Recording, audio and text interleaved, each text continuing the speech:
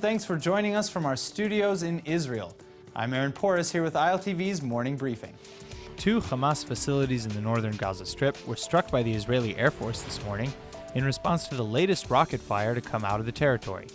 The rocket fell in an empty field near the Sdot Negev Regional Council near Netivot, and there are no reports of damages or casualties in neither the rocket attack nor the IAF response.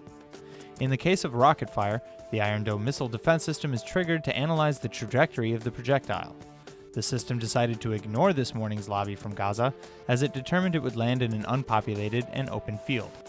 Though initial investigations reveal Hamas to not be personally responsible for the attack, as the leading organization in the Palestinian Gaza Strip, Israel holds Hamas responsible for any breaches of sovereignty. Hamas is an internationally recognized terror organization. Today, the family of convicted soldier Elor Azaria was welcomed to the Knesset by Likud lawmaker Nava Boker.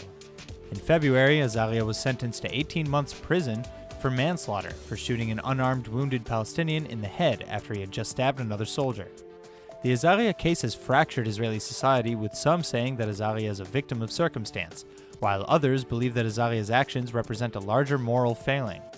Several right-wing lawmakers, including Premier Benjamin Netanyahu, have called for Azaria to be pardoned. In order for that to happen, Azaria has 2 options. The first is to obtain a pardon from IDF Chief of Staff Lieutenant General Gadi Eisenkot, who has already vehemently criticized Azaria's actions.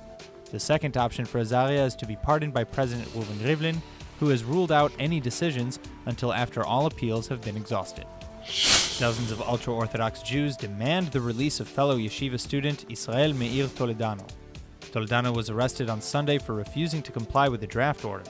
Toledano's supporters blocked the Ganot interchange near Holon, and in solidarity, some 200 other protesters temporarily shut down Highway 40 at the Gedera interchange. According to the ultra-Orthodox news site Kikar Shabbat, Rabbi Shmuel Auerbach, the leader of the Litvik or Lithuanian ultra-Orthodox community in Jerusalem, called on his followers to take to the streets to demonstrate against the arrest of Toledano and against the army's attempts to recruit ultra-Orthodox Jews. Many in the ultra-Orthodox community shun the mandatory military service that applies to most Israelis, and as such, the community has historically received military exemptions for religious study. However, followers of Rabbi Auerbach are so opposed to the military draft that they often refuse to even show up to the draft office to request draft exemptions. 2 bills which seek to limit minors' exposure to pornography are now advancing in the Knesset. The first bill, introduced and sponsored by MK Moalem Rafaeli from the Jewish Home Party in November, would require internet service providers to offer adult content filtering technology free of charge, and inform consumers of their existence. The second, sponsored by MK Miki Zohar of the leading Likud party, has just passed its first reading in the Knesset in a vote of 49-16, and offers public funds to ISPs for every customer that signs up for anti-pornography and anti-gambling internet filters. Critics of the bill say it violates citizens' privacy and would require Israeli service providers to track users. According to the bill, however, in the real world, minors are protected and prevented from entering sex stores and gambling centers, but have no such supervision on the internet, where they're exposed to unsuitable content for their age. Argentinian President Mauricio Macri will for the first time host in his official residence Israeli survivors and relatives of the victims of the 1992 Israeli embassy bombing in Buenos Aires. 30 attendees have been invited to commemorate the 29 who died and over 200 who were injured in the attack.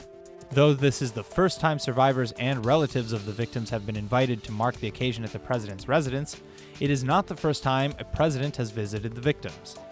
While officially unresolved, the Justice Department in Argentina, as well as many in Israel, accused the Iranian regime of orchestrating the bombing of both the Israeli embassy in '92 and the Amia Jewish Community Center in Buenos Aires in 1994. The Amia bombing remains to this day the deadliest bombing attack in Argentine history.